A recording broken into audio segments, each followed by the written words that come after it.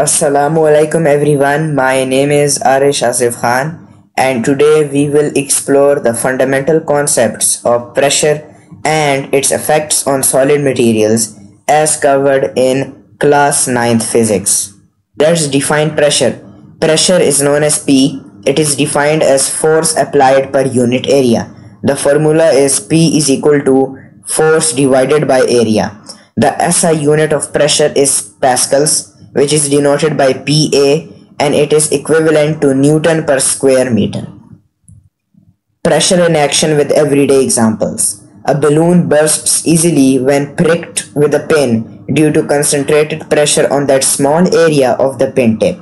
Another example is of high heels and flat shoes.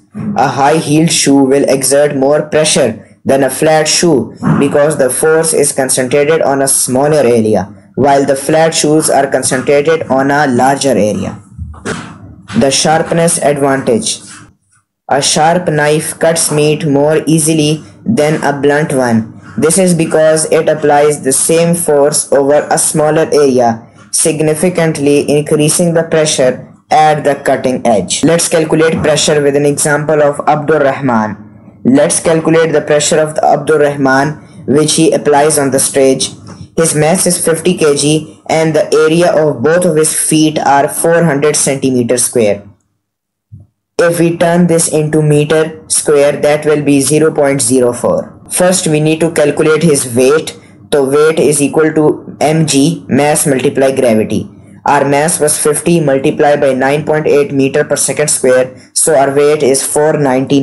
Now when standing on both feet, the pressure is calculated as weight divided by area 1 is equal to 490 Newton, which is the weight, divided by the area in meter square, which is 12,250 pascals.